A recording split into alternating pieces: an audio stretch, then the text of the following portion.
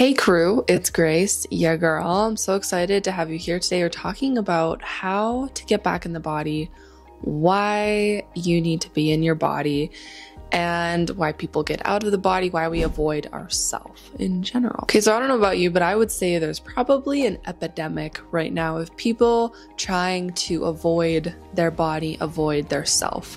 So we can see this with substance abuse, TV and film, social media, all of the other distractions that are readily available for us to take action on in order to avoid our internal health, our problems, the uncomfortableness of being really in this present moment. Listen, I get it. Okay, but the crux of this video is that you need to get back in your body. You need to be present with your body, and when you do so, you will heal, first of all, from very many illnesses. If you have any, you will heal from anxiety and depression. I can't even describe the amount of things that I healed once I started meditating and also just getting back in my body in general. You don't have to have a crazy meditative schedule, really, if you want to get back in the body. I'm going to give you examples, tactics you can use to really try to formulate a connection to yourself and get back in the body in a simple way. Some of the things I've healed by meditative practices and also just focusing on being back in my body have been, I lost 60 pounds.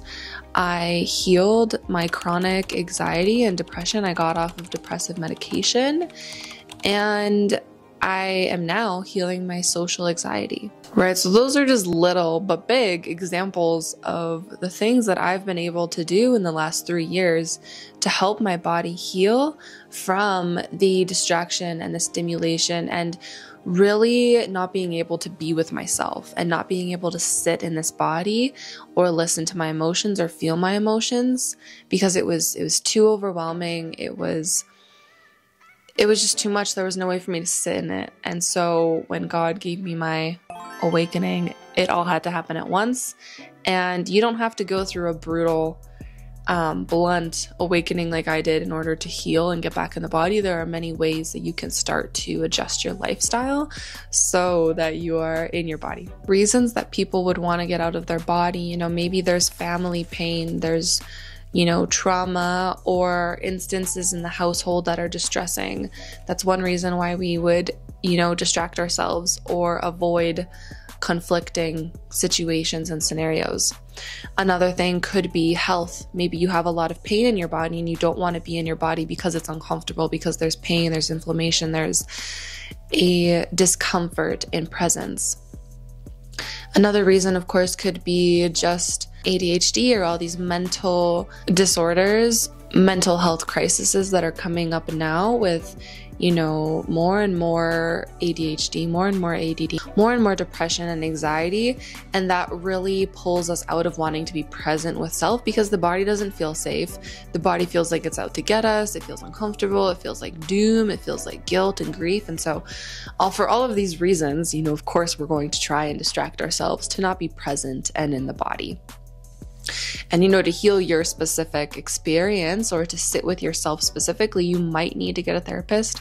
You might need to have a somatic release facilitative therapy. You might need to have a beautiful medicinal plant ceremony. I'm not sure what you need, but you can feel into what that is for you, and it will become especially easy for you to decide what you really need when you have that communicative awareness with your body and with yourself.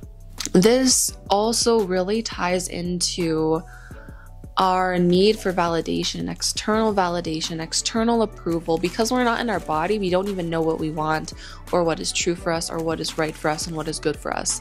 We need somebody outside of us to validate us, to approve of our actions, to approve of what we're deciding to do. Maybe you want to take a career, you want to take a course, you want to find a new job, but you need somebody else to validate that for you. And because we are tribal communal beings, of course, we want to have the approval and the kind of consensus of people agreeing with us. And because for one reason, a lot of us could have been outcasted in past lives. We could have been or had the experience of, and our body remembers the experience of needing to be accepted in order to survive. It's a tribal experience. You know, we could have been outcasted, we could have been sent to the wolves, we could have been removed from the pack, and that meant death. So of course we want to be accepted, we want to be approved of, but there are many ways in which, you know, we can start to seek our own approval and still respect the people around us and have integrity and have communal connection and have that love of the people around us that protects us and holds us and allows us to feel held and nourished, but also not putting so much pressure on everybody else to validate our personal experience and our personal wants and desires. Let me tell you, that is liberation. That is such an incredible experience that I have been having for myself, is really just not needing as many validations. I still need some. I have a boyfriend that I see consult in all the time. I have a couple friends that I talk to all the time about my issues, my worries, my uncertainties, but I don't need to ask 20 people. I don't need to ask a few people who I always get the same shitty answers from, or the same kind of doubt that is planted into my mind from specific people. Okay, so over time we learn who we should ask, why we should ask them, and if we're uncertain and not making choices for ourselves because we don't trust ourselves, or if we just need somebody to back us up and be like, you know what, that's a great idea. There's a very fine line there. So what is the solution here in getting back in the body? So I've been practicing somatic therapy, and I've been taking a course in it for a while now, and it's such a beautiful practice, and I'm just going to share some of the things I've been learning because it has transformed my life and it has transformed the way I can connect with others. The somatic body and the somatic experience, you know, the way I've learned it is that it's very deeply connected to the nervous system. Okay, so the nervous system has many different aspects and parts to it, but the nervous system is definitely an integral part to the somatic body and coming back into the body and being able to feel safe in the body. But we also need to look at emotions, and we also need to look at physicality, and we also need to look at mental awareness and kind of the ego and how we can really sit with self and really feel safe with self. By becoming aware of the emotions that come up when we're in our body, by becoming aware of the thoughts that are coming up when we're in our body, we will be able to create expectation of what we're coming into when we choose to sit down and be present, fully present with the body. Okay, so we can do this by practicing meditative awareness and meditative practices. So you sit down for Vipassana, you sit down for an energy healing session on yourself or with someone, you sit down for a journaling session, you sit down for prayer. All of these things that allow us to kind of enter into that internal oasis and that internal presence where we can really sit with ourselves and sit with our emotions. And when this comes up, what we want to do is we want to enter into a state of awareness and a state of observation, of really just witnessing what the body needs. And another thing that so many teachers have taught me is that when you enter into a meditative state, into a state of prayer or presence with self, and you're really seeking to just hear what's going on, you want to come and listen and be present with love. You don't want to come towards your body and really just sit with yourself and just bully yourself and be angry at yourself and have all of this negativity spewing down. You're not good enough. Why didn't you do this earlier? Because your body's not going to open up to you, first of all. Your body's going to be like, oh my God, it's another intruder. We don't feel safe here. We feel scared and uncertain, and you're not going to be able to feel what's really going on with the body. You're not going to be able to move forward and being present, because presence is not judgment. Presence is awareness. So when you enter into awareness with your body, you want to be that loving, still, observative presence. You want to be observing what's going on, almost like a parent, almost like a friend, just witnessing and watching you and listening to the body, and your body will start to communicate with you. I'm so tired. I feel uncertain. I'm still thinking about that conversation from 3 days ago. I still wish I did that thing a month ago. I feel so bad about that. And you can just sit with self and just honor self. And then another thing that you can do is when you're in that process, that meditative prayer, insightful process of being present with yourself, so you can journal down all the things that come up in your experience.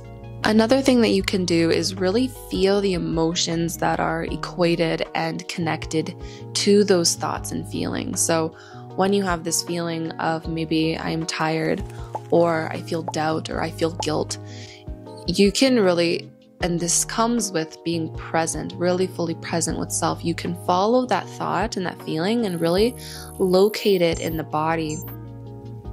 Okay, so I feel tired. For myself, I've been feeling fatigue in my heart, and I don't know why, but it's in my heart. And so I've been sitting with my heart and imagining myself just hugging and holding my heart. And I've been inquiring and asking the question, what do you need? How can I support you? How can I guide you? And imagining this light filling up my heart.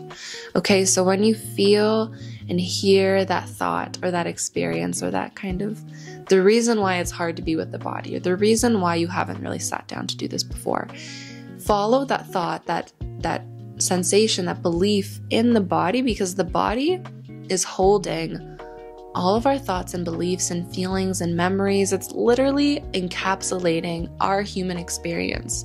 And that is why I think the body is just so incredible. And I can't believe that so many gurus and spiritual leaders are saying to leave the body and avoid the body, and that the body is lesser than. And I just couldn't disagree more.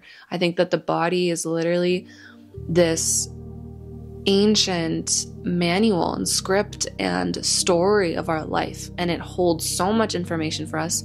And so when you're sitting with yourself, you can follow that feeling, that thought, that emotion into your body and just see where it goes. And when you find that spot in the body that is hurting or aching or has a story, just sitting with it. And I'll gift you with one last tactic and tool from this point on. When you find that spot in the body that is holding that emotion, what you can do is you can enter into what is called the master state, or this neutral, loving presence of, okay, I feel this pain in my knee, and I just feel so much doubt and uncertainty, and it just aches, and I feel stuck. Okay, and when you feel that pain in your knee, and you feel that emotion, and you feel just this desire to not really, you don't want to go into it, but you know that you're here right now and you're going to go into it. Okay, and what you can do is you can say, can I accept that my body right now is feeling doubt? Can I accept that? And just let your body soften and let your body experience, because a lot of the times what happens is that we have this experience in the body and we reject the experience. And so the body doesn't know how to process it if you're rejecting the experience. And so the emotion can't move through you because you're not willing to feel it. And your body can't process it because you're rejecting the reality of the fact that it is there. So it just holds it, and it becomes plaque, it becomes stuck, it becomes concrete, and it just gets harder and bigger and thicker, and then it becomes something really hard to deal with. So if you just feel into that pain and you say, can I welcome this experience? You might immediately feel no, because of all of these situations that have happened leading up to this, and all of these reasons. And when you feel all those reasons, you can just say to yourself, can I accept that all these things have happened? Can I accept that all these things have happened, and that I love myself and I accept myself anyways? And you might have this part of you say, no, I can't accept it. It's too much. You basically just go through this cycle of really just asking yourself to be present with what is, not create a story around it, just be neutral and present with it. And of course, this is not us invalidating our experiences or making our experiences light and airy and fluffy all the time, but really just knowing that to move through it, we have to be able to make peace with it. So when we enter into the body and we start to feel all these things and we start to process all this pain, it's going to be really uncomfortable, and there's going to be a lot of negative emotions and feelings and unprocessed beliefs, and all of this stuff is going to come up, and it's going to be uncomfortable. But that is where the magic happens, because all of that stuff is in there anyways. It's just sitting there and creating plaque and creating density and fatigue and tiredness. And so when you choose to look at it and you choose to honor it, you are liberating yourself. You are creating new space in the body. You're creating new energy, new vitality. And so yes, it's uncomfortable, but also you are making huge steps forward in healing and expanding yourself and growing and becoming more of the person that you want to be, which I'm guessing is in your body if you're watching this video. So I thank you so much for watching. I hope that you enjoyed. If you did, please give this video a big like. Please comment down below what you enjoyed, what felt insightful for you, what you want to hear more of. And you can also subscribe to the channel. It means so much. And I will see you next time.